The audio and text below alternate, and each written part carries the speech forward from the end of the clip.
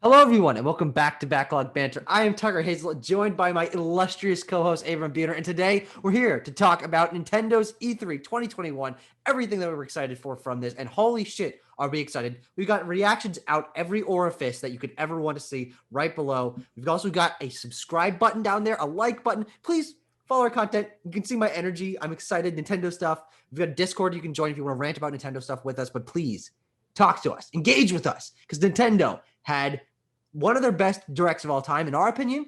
A great E3 that saved E3. We made a video last night about how Nintendo will save E3, and we were right. And Abram Buhner lost his goddamn mind a couple times for this. I was having goosebumps consistently throughout. I've got everything written down here. Abram Buhner, start us off. Nintendo Tucker, E3 2021. We've been making E3 videos straight for 3 days. This is our 18th video in the E3 playlist. It's the capstone. It's a capstone of a fairly underwhelming E3. Mm-hmm. And additionally, it's coming at a time, as I tweeted just yesterday, where I have been pretty jaded by the last year and a half, even more than that, even pre-pandemic Switch era, which I felt has just been kind of letting me down, not bringing the hype, not bringing the energy. Yeah. But Tucker, I have unironically, rarely, if ever, been more excited watching a Nintendo presentation than I was today. I think this was stunning. I think this completely turns around the entire look of the whole ecosystem for the rest of the year. There are now multiple games coming out this year, sometimes in the same month. Yes. That I'm going to buy minute zero, frame zero, I'm going to buy. That's real fast. That's real fast. Almost every game we're going to talk about today, Tucker, I'm almost speechless. Yeah. So this direct has a number of things that blew our minds. And I think the thing I want to start off with is the fact that the first party game reveals that we got are things that sound on paper like a fake E3 typed up screen picture of someone's computer screen or a paper, like those sort of things that you see. You got weird subtitles, you got games that are like remakes of old things that you would never expect, but we got them. We got literal Metroid 5, Metroid Dread, direct 2D sequel to Fusion with a name that has been percolating for many eons, which sounds fake. People would type that up to, hey, you got a new 2D Metroid coming out. That sounds fake. And it's going to be Dread. It's been rumored since exactly, the DS era. Exactly. That's only a cherry on top. We've got a Mario Party Superstars, which is exactly what people wanted in terms of online focus, the best of the mini games and boards from older games with the great visuals of Super and online multiplayer, all sorts of stuff. That sounds fake. That sounds like something that someone just came up. We've got Advanced Wars 1 and 2 remake. What? Coming out. That sounds fake. We've got a WarioWare game, which that doesn't sound fake because that's reasonable, but it's got a weird subtitle, so it sounds fake. Like, all these things are so exciting and exactly what people want. That's a real turnaround for Nintendo's 2021 and is why I think for the two of us, this is one of the best Nintendo Directs we've ever seen. But they were, Tucker, in my opinion. It's not only that, but they were antithetical to what we've been getting. They are not lazy games that look like they're missing content. They're not recycled ports. Even something like an All-Stars or the Advance Wars retooled collections, these are from the ground up remakes of very specific things that fans have wanted. Mm-hmm. And even looking beyond that, 2D Metroid, WarioWare, these are brand new, creative, interesting Nintendo ideas. Yeah. Even the stuff that's old feels new because there is so much love and care put into every game we got announced today, from the trailers to the key art to the gameplay concepts. Mm-hmm. It's really excellent. It was really an excellent show. Oh, and you know what we forgot to mention? Breath of the Wild 2 gameplay trailer and a Smash reveal. Like, we just talked about a bunch of stuff that sounds fake, but even the predictable stuff was there. We're going to talk about our Breath of the Wild 2 stuff. Smash character, not exactly super hyped for either of us, but makes sense. Bandai Namco deserves another rep. They literally developed the video game, and Tekken's a big series. Inoffensive, cool. Look, character looks cool. And then Breath of the Wild 2, the trailer, not necessarily so exciting, but it clearly has ideas that we weren't expecting. It looks larger scale, and it looks interesting from a visual department. So that was obviously very cool. Yeah, I think actually the Smash character in Breath of the Wild 2 are what interested me the least. Mm-hmm. Which is crazy. Which is pretty wild, yeah. I think the Smash character more by merit of it not being. We're down to 2 slots, right? We're down to Yeah. 2 slots. So I wanted the last 2 slots to be really big. And of course, when you really start to think about, okay, Tekken character, Bandai Namco, it makes a lot of sense. It's really deserved, right? Yeah.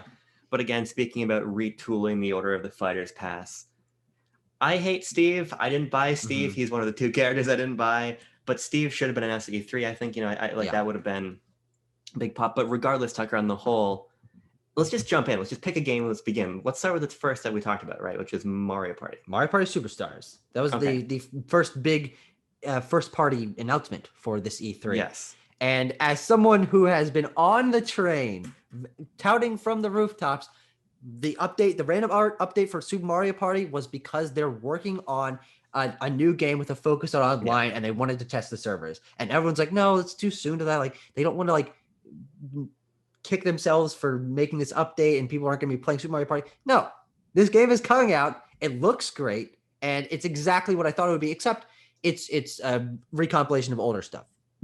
Yeah, what I said when they announced it on the reactions on the channel, it's a top 100, but they didn't fuck it up. Exactly. Yes. Which is great. Some of the people in our server, again, joined the Discord, are huge Mario Party fans and are a little bit disappointed by not getting a proper Super Mario Party 2. Yeah. Which I understand, but I think at the same time, what this game does is it services, I think, what the shortcomings of Super were. Yeah. And I'm assuming that Super Mario Party 2 is in the pipeline. They're working on that. They're fleshing it 100%. out.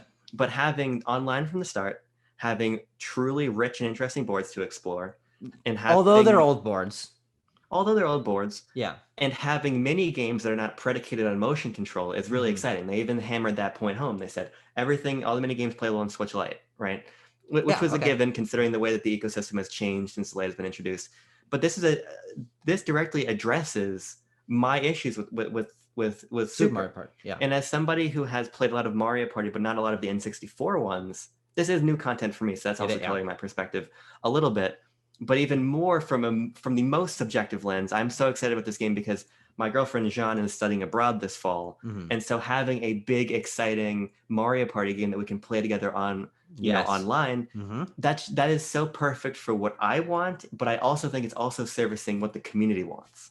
Because a lot of this stuff is with Mario Party of the last 3 entries is people saying, oh, I wish it was more like the older ones. When you see people's reactions to Top 100, how it's remastered versions of these old mini games that they love from the N64, they're like, holy shit, this is great.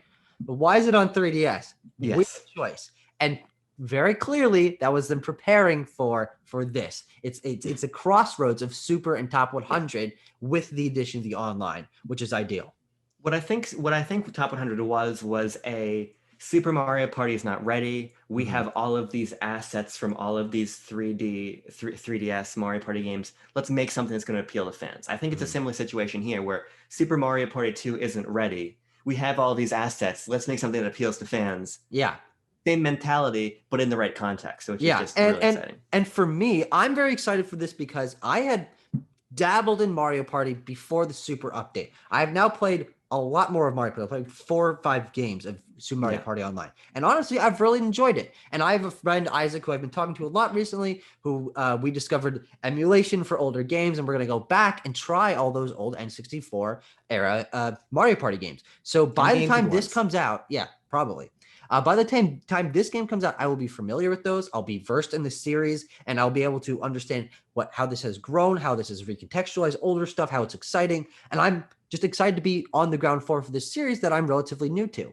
And the fact that it has a focus on online is fantastic. It's ideal. And I think that moving forward, them realizing the shortcomings of 9, 10, and Super, and then fixing those with what the community really wants is going to make this a revitalized series that doesn't need to happen every year like it was on in the earlier eras, but clearly has a lot of work put into it because, like, as we were saying in our discussions and our reaction, these are the best looking character models of these characters. Absolutely. I mean, Odyssey looks great. Luigi's Mansion 3 looks great. But in terms of overall consistent art style, detail on the characters, the Super Mario Party and Mario Party Superstars, those games look fantastic.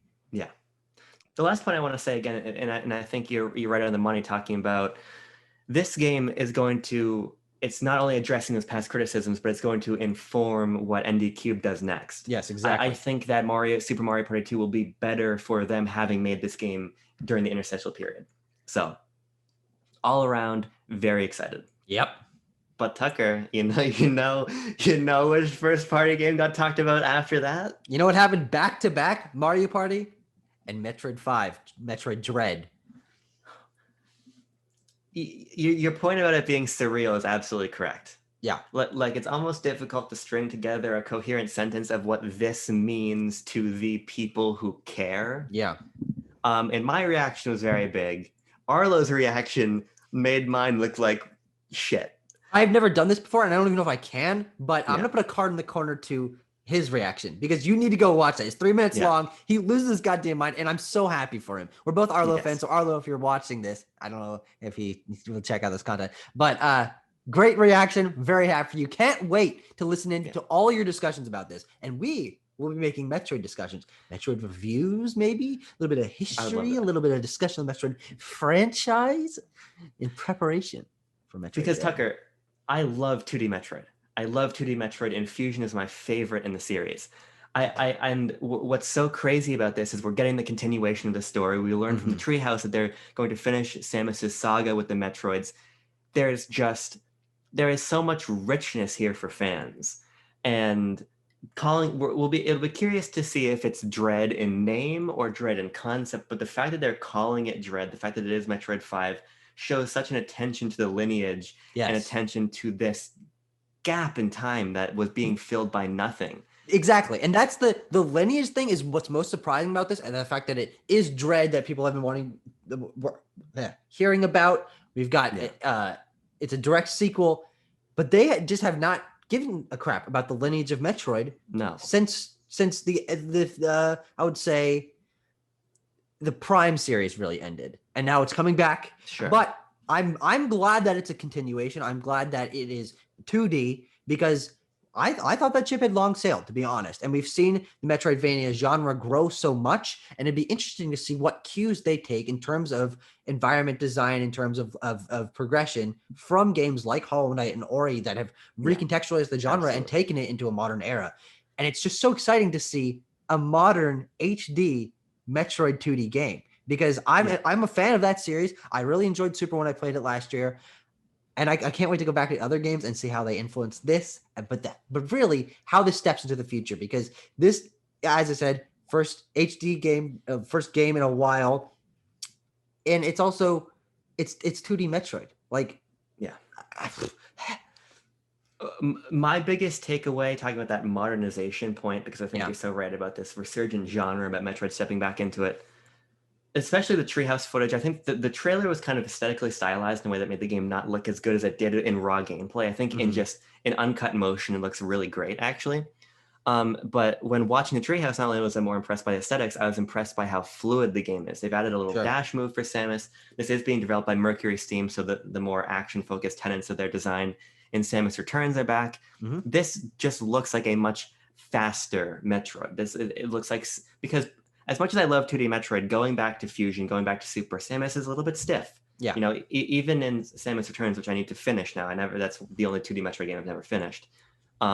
You could tell that it was still informed by what came before. But this is modern, this is new, it's paying its respect, but it's walking forward.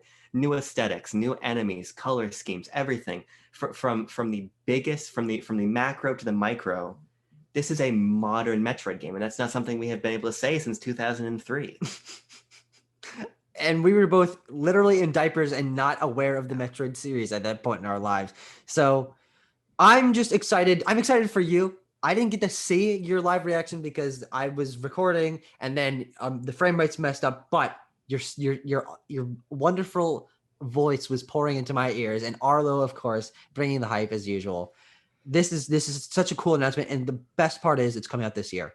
This is not something that is undated. It's not something that's 3 years in the future. It's not 4 months. That's really close, and it's fantastic that that's happening. But you know what else is close? WarioWare, Get It Together, is coming out September, right? Even before the 2 games that we just talked about. And WarioWare is a series that I have exactly, count them, no fingers, zero experience with. I've never played a WarioWare game. I'm interested in this series. The idea of microgames is not insanely compelling to me, but also I've never tried them. So it's totally possible that I find this to be a series that I really enjoy. And the fact that they're focusing on multiplayer, they are bringing it to Switch. The visuals of that intro with them, the 2D characters being placed in realistic environments, I think it's fantastic. I don't know how much it's going to inform the game, but I'm very excited this series is back, and the fact that it's coming so soon. Yeah, it's really cool. I'm also not super familiar with WarioWare. The game I've played the most of is WarioWare Gold, which was a late 3DS game that essentially compiles where the series had been. Mm-hmm. And again, I wasn't super sold on the concept of microgames either until I really got into Gold and understood the gameplay loop of chaining them together and everything, right? Sure. Okay. So that's really cool. I'm also a huge fan of WarioWare DIY, which is completely non sequitur, but I really do enjoy the series quite a bit. From the few games I've really gotten into. But yeah, again, having it so soon, having that co-op focus, the new ideas, like you were talking about the playfulness of the trailer of Wario's Empire and the real world characters and everything. Yep. Again, it was servicing what fans wanted. Mm-hmm. And this is also telegraphed, and the game is $49.99, like that really specific question pre-E3 suggested.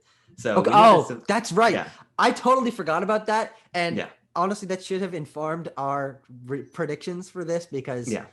it isn't something that's insane. Like, compared to the other two that are like really what fans want, this is a little more base level. But yeah. the fact is, we haven't gotten a new WarioWare game since what? Game & Wario? Does that sound correct? Yeah, which was 2013. Launch of Wii U. So it has been a long time. And now the Switch is returning the series. And I think that's what the greatest thing is about the Switch, is it's combining the history of Nintendo's consoles and looking forward, reviving old things. I'm very excited for WarioWare to really be back in the limelight.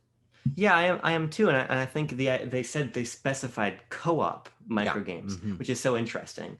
To my knowledge, we don't have any co-op microgames. Okay. I don't know what the multiplayer is for. Yeah, having played Gold, having played a lot of DIY, it's about competitive play, but having co-op, that adds such a new and an interesting dimension. And I'm sure we'll see as the game gets closer, but I'm sure it's going to use HD Rumble in interesting ways and all of the facets of the Joy-Con that were in 1-2 Switch, but didn't form a whole package. I think we're going to get here in WarioWare, which is just so exciting. Another great revival, and I'm jumping a little bit back in terms of the order of things were announced. Something we were fully aware of because it was not hidden properly. Monkey Ball Banana Mania, a retool of the games in the series that people actually give a shit about, is coming out very soon for a reduced price. Looks fantastic. Available on Switch. Couldn't be happier. Yeah, so I got a press release about this from Sega a couple days ago, so I freaked out to the other CVR editors who were not appropriately excited, I have to say. Mm-hmm.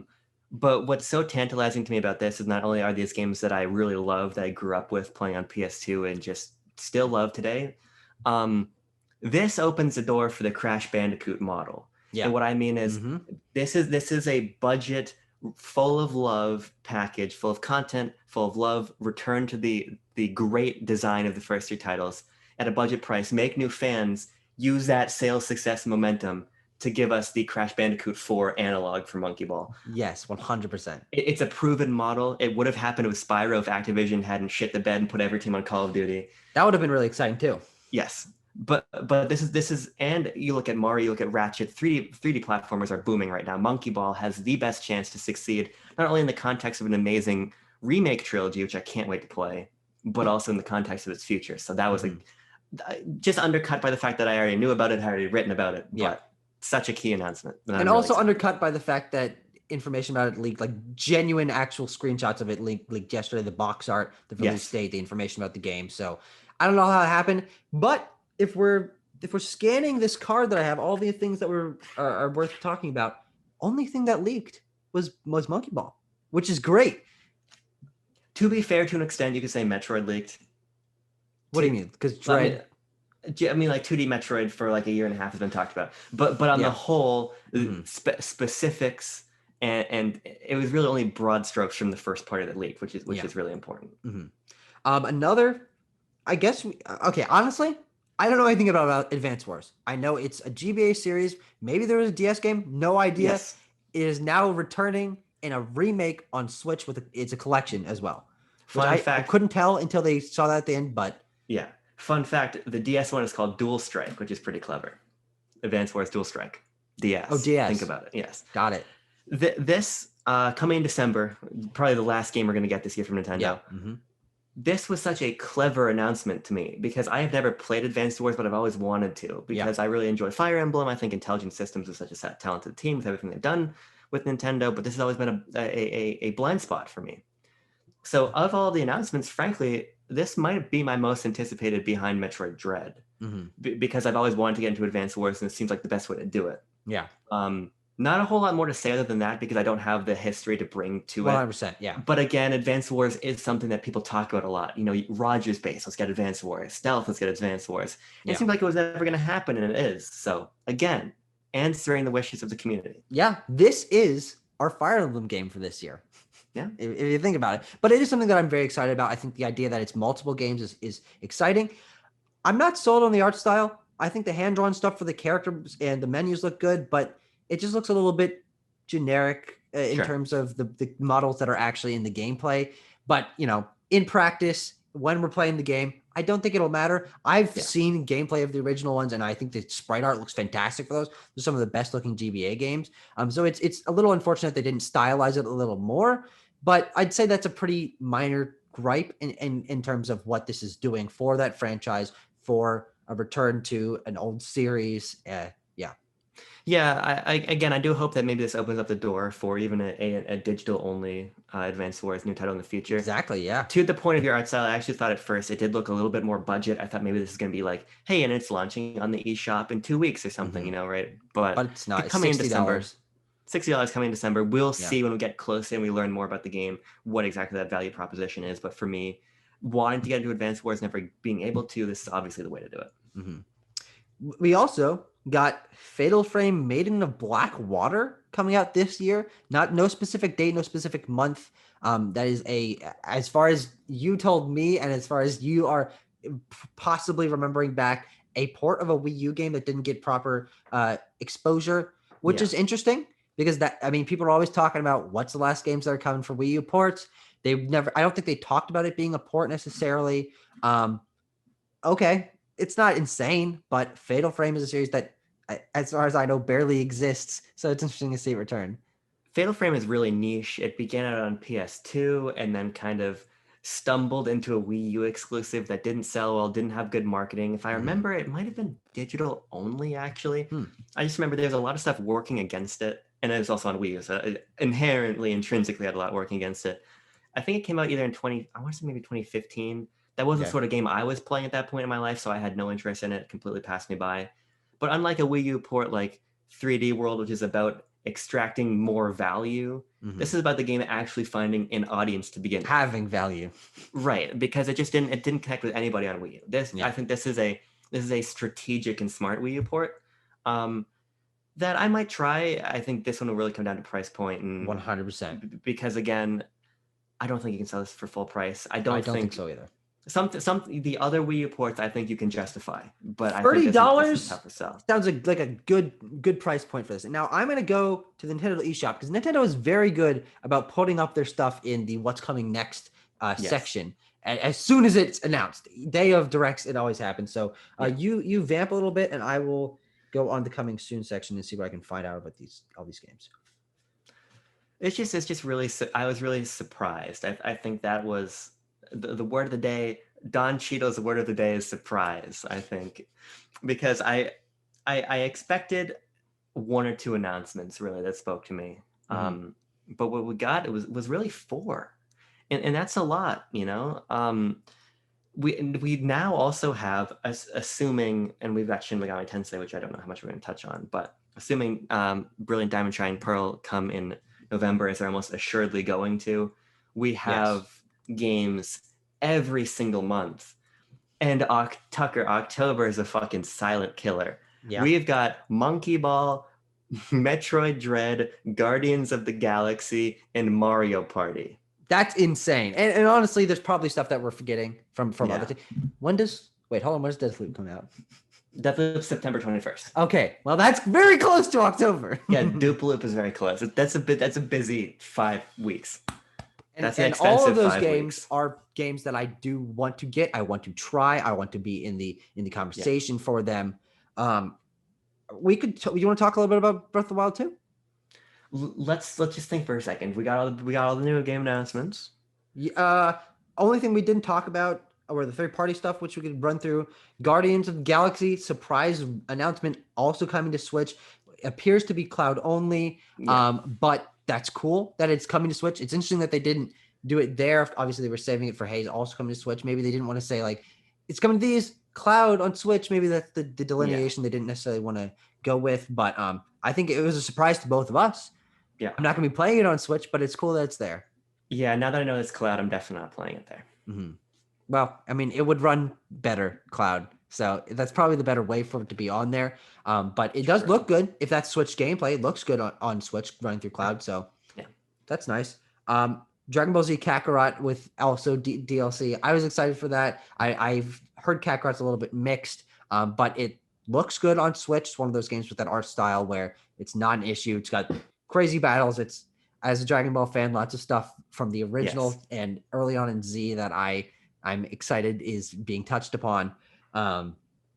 Another Monster Hunter Stories 2 trailer. Because we needed another one of those. With another, but this time very focused on gameplay, open world exploration, combat, characters going around doing stuff.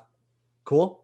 It's strange. The rollout of this game and its trailers is mind-boggling, but they're hammering it home. Capcom is very excited about this one, and I'd be interested to see how it does. Yeah. SMT5. Yeah, that's a big deal for people. Mm-hmm. Not a whole lot to add, I don't think. Looks good. Visually, looks good. Yeah. That game has been anticipated off the moon. We were talking about how all the UI and the battles is super overwhelming, but maybe that's how the series works. I don't know how this is different from the older games. I didn't know there was like open world. Maybe that's in the other games. They were dungeon crawlers. Exactly. Yeah, I have no idea. We're not Shin Megami Tensei guys. We both have played Persona 5, but that doesn't really excite us too much for SMT 5. Danganronpa, I'm curious to try. I think that is a pretty critical announcement. Mm-hmm. Again, that's going to come down to price, but they're sold separately, so I'll probably end up just buying the first one, seeing how I like it. Mm-hmm. Anything else third party we really need to talk about? Well, it's an HD collection of Danganronpa with a Danganronpa Mario Party minigame spun off into its own full game, which will also be sold separately on the eShop. So there's a lot of value in that package. So even if it's $60, that's 4 games in a collection that on a console they've never been on before. I'd say it's pretty worth it. We'll just have to see how much they cost individually. Yeah. And finally, it's just it's Breath of the Wild. That's what caps it off. This really was a first party Nintendo Direct. Yeah. When you really get down to the meat and the bones. Oh, Life is Strange. Whatever. Don't care. Oh, that's true. Didn't mention that. I think that the Zelda segment was pretty disappointing, frankly. Mm-hmm. Aonuma slipped. He tried to slip a couple past the goalposts that I caught. No Wind Waker Twilight Princess bundle, nothing else, no other Zelda games for the 35th anniversary. We're getting the Game & Watch, which is kind of cool. I've got the Mario one back there. I'll probably get the Zelda one to match. Motion controls in Skyward Sword are mandatory in docked. Only you can use buttons only in handheld mode, which people have been saying, don't do this, Nintendo, don't do it, don't make it like Let's Go. And now it's possible that they come out and they put out a very clear statement that says, hey, the verbiage was misleading. You can use button controls. However, it didn't sound that way. They said when you're playing on your TV, you use two Joy-Con to emulate Link, but it's also playable in handheld mode, which is a huge disappointment, categorical disappointment. It means I will be playing the game probably in handheld mode, especially considering how finicky the Joy-Con already are for gyro 100%. And everything. Yep. And then we got Breath of the Wild 2. Mm-hmm. And I think what they were doing is rattling off these things that aren't super exciting, like, but we brought Breath of the Wild 2. This is what you've wanted. Yeah. And it is what we've wanted. I think my problem with this trailer is it didn't have the impact in terms of release date or name, which were both things we wanted. And it didn't have the editing hype that other Breath of the Wild trailers had. Breath of the Wild had a really great series of trailers, and this had stuff in it that both of us were interested by. Obviously, it's a very anticipated game. Both getting it day one. It's a new Zelda game. I'm gonna rewatch that trailer. I think there's more to dig in there than maybe what we got on a first pass. But the fact that it didn't have a name on a place that clearly was meant for a name and or Yeah. a release date, and then also wasn't super exciting in terms of editing for a trailer. I don't know, man. It was a trailer for a gameplay trailer for Breath of the Wild 2, and that's really all you can say about it. I feel like I've got complex thoughts on a sequel to Breath of the Wild. Period. Mm-hmm. What made Majora's Mask successful is not only did it flip Ocarina of Time's formula, but it released immediately. Yeah. Right.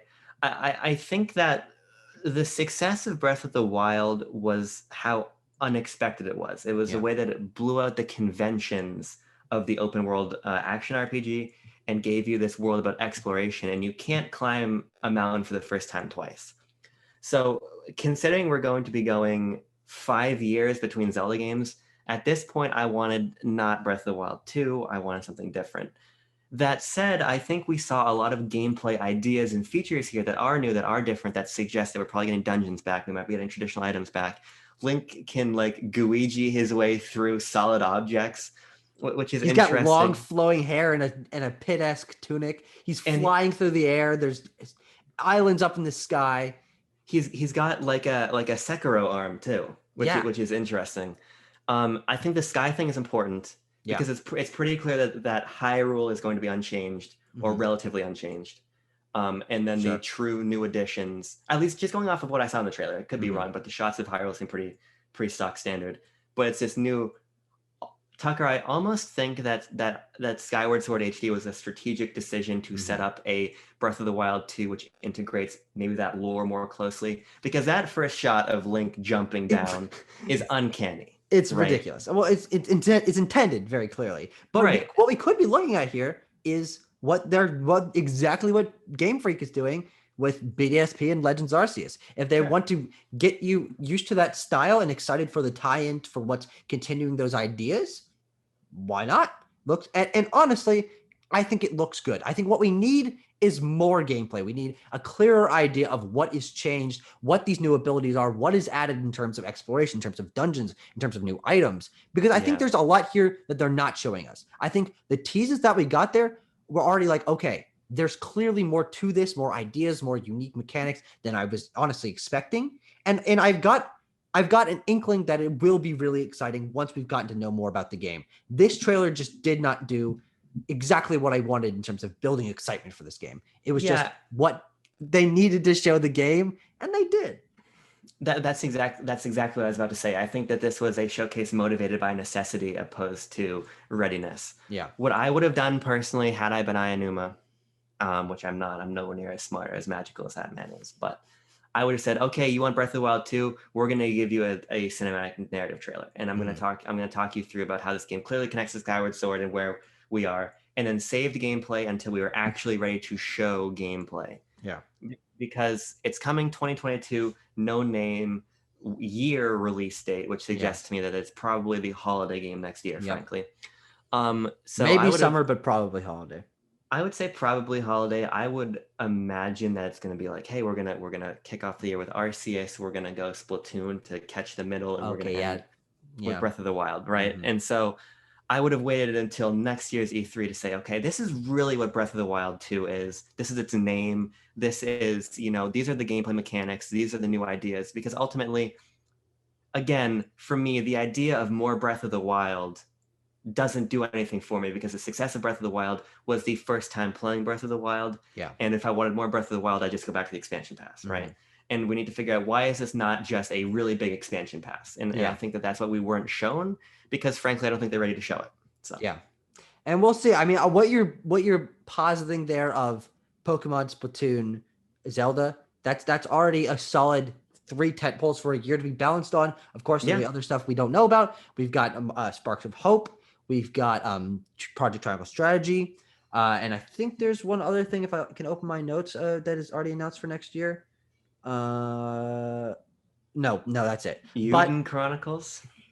Well, yeah, but honestly, this is we brought our energy down because we weren't quite exactly what we wanted out of Breath of the Wild 2, but on the whole, this is one of the best Nintendo Directs I've ever seen. It got me yeah. interested in Nintendo's output more than I have been in quite a long time in terms of each of their games being something I'm already interested in. They've revealed stuff that was unexpected, which is something that we haven't gotten in a while. I think the one thing that feels strange is that we didn't see Animal Crossing at all. That's wild. I want to talk for a second about what we didn't see and what that could imply. Okay. Actually, but wait, there's one more thing we did see, which is there will be DLC courses based on other Mario games in Super Rush. There was a map based on New Donk City, which looked great. That's a great idea in terms of one of our complaints of that game being the track or the courses looking a little bit generic. But that's a great idea. So my only concern is that Aces said new content coming later, which was backfilling a bare bones package. It does look from the trailers, from what people have said in previews and everything, that this is night and day over Aces. I'm really optimistic. I'm really excited for Mario Golf, but I can't help but be just a little bit concerned when I see them saying free pre-launch DLC, considering what happened with Aces. But ultimately, I don't think it's going to be a huge problem. Yeah. But like you said, Tucker, this was a really phenomenal direct. I think our energy tracked with what Nintendo did, because I think that by that Zelda segment, they had lost their own steam. Yeah. But I want to talk a little bit about a couple key absences. Animal Crossing is a big one. Yeah. I think Donkey Kong was conspicuous. Yeah. I think that Bayo was conspicuous. And so I said that Bayonetta 3 wasn't going to show up. I think that Platinum Games is trying to dig themselves out of the Babylon's Fall shaped hole that they've end up trapped in. But I think that we're perhaps setting ourselves up for a pretty solid September showcase. Especially the other thing I forgot to say, Tucker, where's Pokemon? Where did Pokemon go? Rumors of a Pokemon presents next week. Oh, interesting.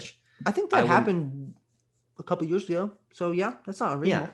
But the point is that there's more percolating here. Nintendo didn't just show everything they have, right? Yes. So I think that a September Direct that shows Donkey Kong and maybe has Bayo and maybe has Pokemon, would Pokemon probably go by itself. But you get that showcase, Tucker, you get your Bayonetta, you get your Donkey Kong, get your Switch Pro. Final Smash character. Right, because we thought that we're going to get 2 characters, we only got 1. Yeah. Nintendo still has a lot to fire still, which is really exciting. Yeah, and honestly, the more I talk about it, this fills out a very solid 2021 lineup. Honestly, our hype for this, I don't think is necessarily indicative of the community's interest in all of these games. These are all B-tier franchises. There's really Pokemon being the one thing that's holding up the end of the year, but I don't care. It's for us, and I'm going to be excited. But what it is setting up is a continuation of constant releases and exciting things and new IPs and first-party games continuing into 2022 with Arceus, with Splatoon, with Mario, Zelda, and those other games that we're talking about, Mario and Rabbids, and then Donkey Kong. Where's a new Kirby game?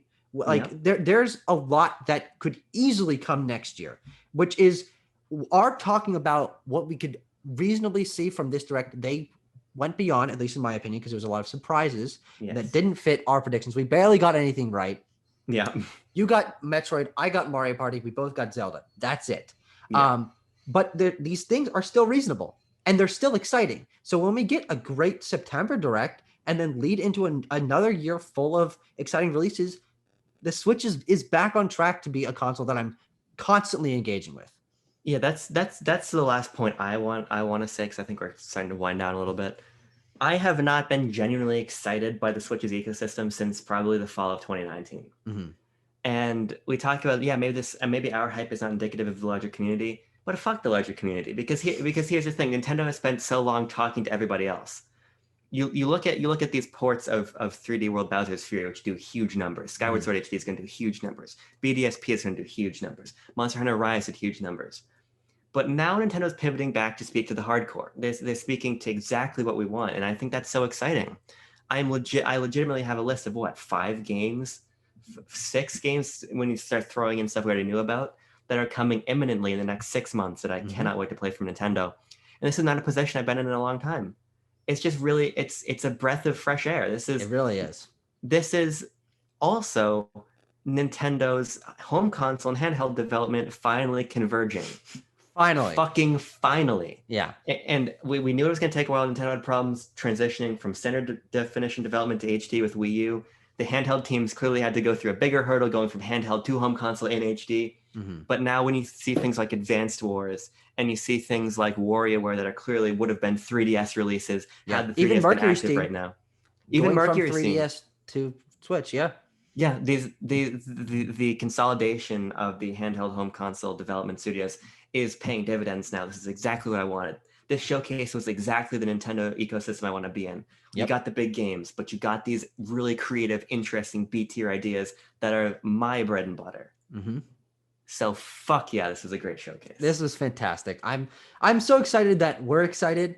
People were saying last night, temper your expectations. And honestly, I did a little bit. And I think it allowed me to realize that this stuff is fresh for me. And I think that's what's exciting to me. A lot of people are downplaying these franchises because it's not something they're interested in. But I think that from what we saw and the fact that they are doing so many new first party franchises for the Switch in terms of games that weren't on Switch previously, people should give them a try. I think they all look quality. There's nothing here that was entirely underwhelming. Like, these look like good entries in these series and continues my supposition that the Switch is kind of them combining the pinnacles of all their series and genres. I'm so happy to be a Switch owner again after a while of, I really liked Animal Crossing for 2 years. But we're back. We're back, and we're going to be talking about Nintendo a lot more. We squeezed Nintendo content out of the end of last year, but now a full juicy fruit is being given to us, and we can consistently squeeze juice out of that. Mario Party content, Mario Party streams. I don't know. We got golf. We got Metroid videos. We got Pokemon videos. It's gonna be so good. Yes. Can't fucking wait. Tucker, God damn it! Thank you for joining me today. God damn it! I'm happy.